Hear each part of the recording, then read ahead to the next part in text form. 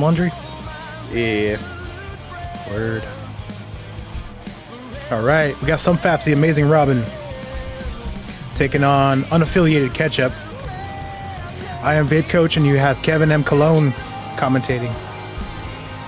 Hey, you better get the username right. It's not Colon. Okay, my name's not Kevin McButthole. Stop it. You know how I know that is because there's a wrestler, and his name is Joe Cologne. So immediately when I saw your name, I knew it wasn't Colon. It was Cologne. Oh yeah, and my man Bartolo. Who's Bartolo? The Mets. He's a Mets player that was something out there big because people at least knew him. I need to watch more baseball. Maybe I don't. Nah, you ain't missing much. That sport is so boring. It's tough when you watch like MMA to like go watch baseball. You're like, yeah, 7th inning. Dude, it's such a snore fest. Like, but if you like it, you like it. I mean, yeah, true, but it's just not my thing.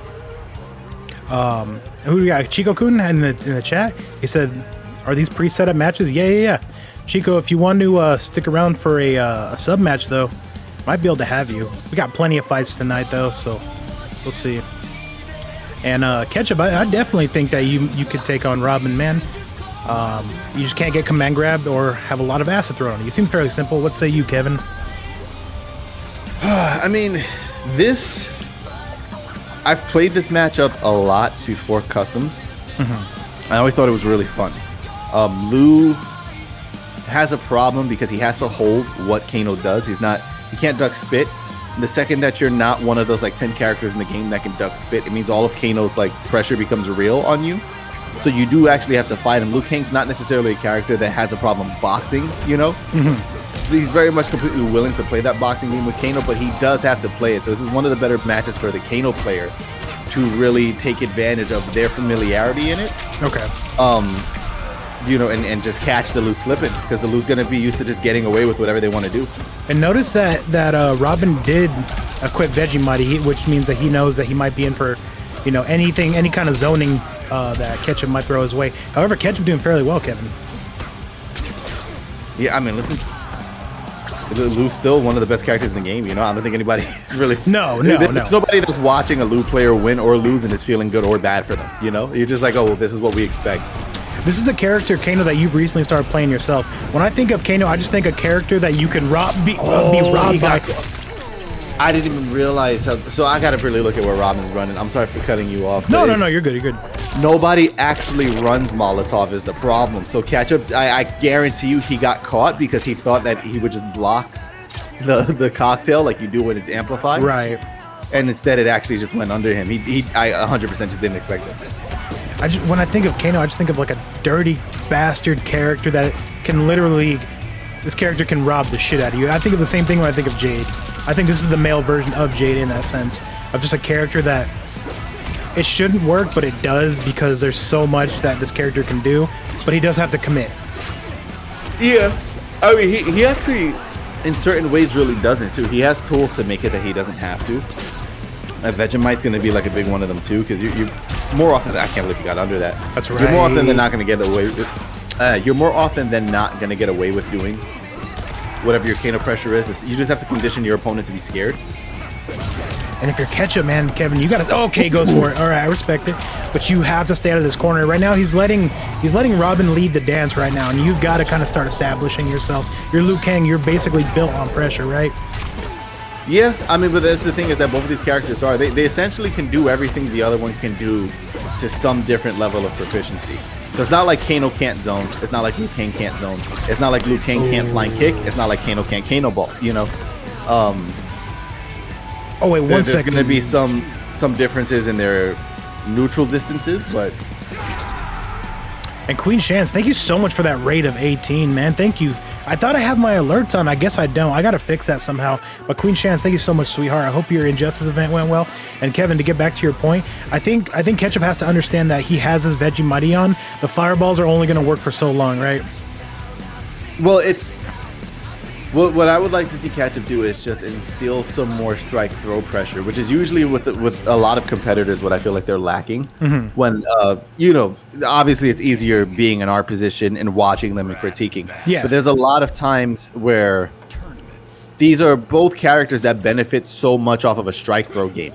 And so when you're watching them not really use it, you know, ideally, like if I'm Amazing Robin and you're not going to play that strike throw game with me and I win when we don't play that, I'm not going to start it, you know. I'm going to keep the game plan fundamentally enough where I can just do my thing and win, because why should I try harder than I have to? But the second that there's the threat of getting thrown, now I start getting shimmied and it opens up a lot. That's where Kano has that extra layer. It can be strike throw or strike and acid or strike and command grab. This character has a lot of options. I really wish I could play this character, man. I just don't feel comfortable with him. I don't know what it is, but no, Kano's definitely, in my opinion, like what put me on Kano was when I saw Rewind, what he did to Dragon at Dragon Temple. Jesus Christ, nice crushing blow by Ketchup. But I don't know if you remember that set, Kevin, though, but the Bio Pool, I was sold that was one of the best moves in the game. It is. It's just a matter of you getting comfortable with it and remembering how good it is. Because what will happen is in a lot of moments, okay, so what's unnatural with Biopole is one of your best answers also being your launcher. That's what kind of throws people off. What do you mean? Ideally, so let's say, like I'm Liu Kang, right?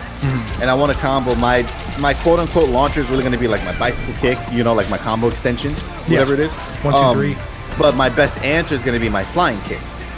So there's two separate moves for two separate functions. This is my quickest punish, and this is my launcher. In Biopole, you have one move that does both on top of 7 other things. What is it? The back 2, right? That's kind of that's basically what you have to do after the Biopole. Or I see where you're getting at right here. I might be interpreting it wrong. If you amplify it, you could do almost anything. You can amplify it into forward 1-2. You can amplify it into back 2 for launch, which is going to be more optimal. But you can amplify it into stand 4. You can on Oki knock somebody down, throw a projectile past their head, and then Biopole it back so that it forces them to block on wake up. You can what's the other one I'm forgetting? You can stick somebody with a projectile, and then Biopole's length increases almost double, so you can practically pull people in full screen. It's going to be one of the quickest punishes that you have answers to, you know? What is the deal with that? Because he has something that involves like the knife and the Biopole, right? He actually pulls it out of you or something? It's so imagine Biopole is like a magnet, and the knife is now metal that's attracted to that. And it rips it out, right?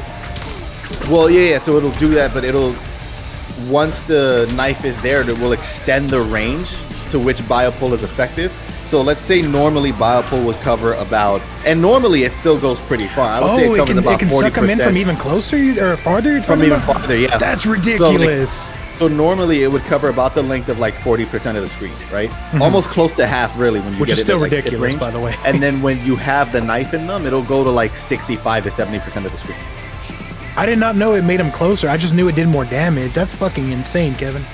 Yeah, and then it'll also... then the third thing that it does that I didn't even catch on to, I had to watch Kairos do it in one of my events not too long ago, is that one of the ways that he got a comeback on Ramses was he comboed into the knife and then special canceled the knife into the Biopole to keep the combo unbreakable. Whoa. So then it's like, you know, let's say like forward 1-2 knife Biopole, stand 4 fatal or something like that he did. That's fucking crazy, No, man. actually he did it off of back 1. He did back 1 knife Biopole, stand 4 fatal. So the knife combo into the Biopole, I did not know that was a thing. I didn't think he could do that. It's because he can special cancel his knife into Biopole. That's how you get the Oki, where you throw it past them. But in that same way, if the knife hits, then it's just a confirm that gets special canceled into another confirm that's combo extension. I also saw Crispy Fungus do a thing where he throws a knife and he can like suck it back with the Biopole. Is that what you're talking about? Yeah, that's the Oki setup I'm talking about. Okay. And by the way, Low Vision, thank you so much for the follow, by the way. And he says, amazing stream. Thank you so much, man. I don't know if you're coming from Queen Shan's stream, but definitely happy to have you here. We're talking Kano right now because there's a lot I don't understand about this character. And Kevin, what was the whole TGC kind of thing about picking up Kano? Because I noticed everybody was doing that. They were kind of just biting off of me. So like Kairos is obviously like the original Kano on our team. And then I got interested in Kano at one point because you know how it is. You play the game a certain amount, you get bored, and you just want to mess with different stuff. Yeah. So I had one of those random days where I was like, you know what, Kano's kind of cool. I want to pick up Kano a little bit, you know? And then when I wanted to pick up Kano, everybody started remembering how they had a pocket Kano from back in the day. Apparently they all went through this too. And so a lot of it was just like part of it was them being nice and remembering their Kanos to kind of teach me Kano, you know, which worked to whatever effect that did before I stopped playing him again. Right. But yeah, I mean, if you're really gonna lock us down to a character, we're way more the Garrus clan than we are anything else. 100%. No. I mean, there's no debate about that, and there's actually nothing wrong with that. But I just noticed that you guys were playing Kano a lot. I've seen, and actually Big Bird, his Kano was what fucking not tilted me, but it basically it won him the set against me because I couldn't figure it out because there were so many options I couldn't. With the command grab, I just couldn't guess right, and he was even using 4-3. It was just such a good mix he had going.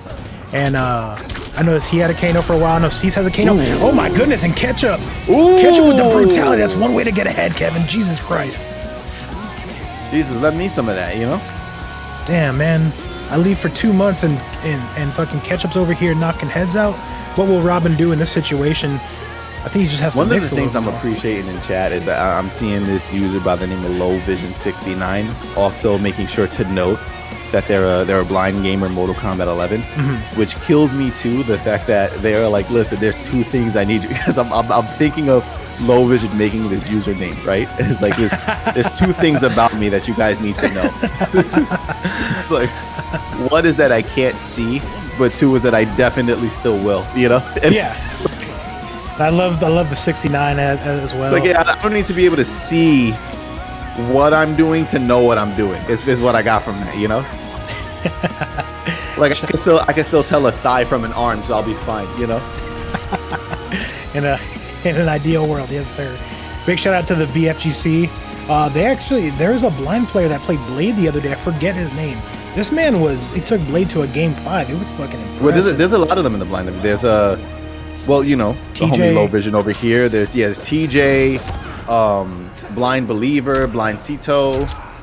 I've heard of Blind Cito, yeah. I think Blind Cito is one of the bigger ones right now, just because Blind Cito did a couple of interviews already. Katanya, I think, is really the one that hosts all of the events for them. Right. And so if you wanted like a resource of somebody who knows all of them that isn't just one of the blind players themselves, she's the one to ask. My question is, man, like, what is the tech to playing when you can't see? Is it all just controller vibrations? Well, you want to know something on the low, babe? What's that? It's actually a little YouTube project I'm working on right now. Oh shit! Yeah, talking about how to play the game without looking. And I'm collaborating with a pretty like higher level influencer in the community to get that done. So okay. Hey, we're breaking news over here. We've been working out schedules for it, but it's a video idea that I've been really excited about. Is it already done? It's finally starting up. Okay. It's been a lot of like kind of like planning it and trying to figure out how it would be, and now like we're actually starting to make progress on it. Jesus, man, that sounds good, man. Because I, like you, have a lot of questions. What is your YouTube, by the way? Let's drop it down below. Actually, you know what? It's just Kevin. It's the same thing. Actually, I got you. I have a computer in front of me. Let me see. Dude, Ketchup is just going. Ketchup's looking real good ever since that game 1. And you know, since it's Twitch and we can curse a little bit, AmazingRobin ain't no bitch. This isn't like an easy. No, Robin's literally gonna rob you any chance he gets, man. Well, let's talk about it. Oh, nice call out on that. Let me put that in the chat. Let me see. Everybody, please follow my man Kevin's YouTube channel, by the way. It's got a lot of good MK content. He fucking did it, Kevin. This is my man Kevin's YouTube channel right here. Please give him a follow. Oh, is Crazy Man ready? Berserker's trying to get this set out the way. Oh, well, I gotta check right now, Berserker. We're gonna do a friendship, and it's gonna be Ketchup with a 3-1 friendship over the AmazingRobin. Great set, man. Amazing set. Both y'all, man, putting it on display. And the adaptation by Ketchup right there, Kevin, I gotta say I'm impressed. Yeah, I mean, listen, it only takes the smallest level of adjustment sometimes, depending. Especially if your opponent doesn't realize what it is that you've adapted to. It can get so problematic. And I'm not even 100% sure what Ketchup caught on to, but I know he caught on to something and it worked, so you got to take it for what you can get, you know? Kevin, what is this I'm hearing that Thumper's saying Kevin has low tier God on his YouTube? You'd have to... Part of the thing with what Thumper is saying is that he doesn't want me to tell you about it. He wants you to find it on your own. Oh my. The story is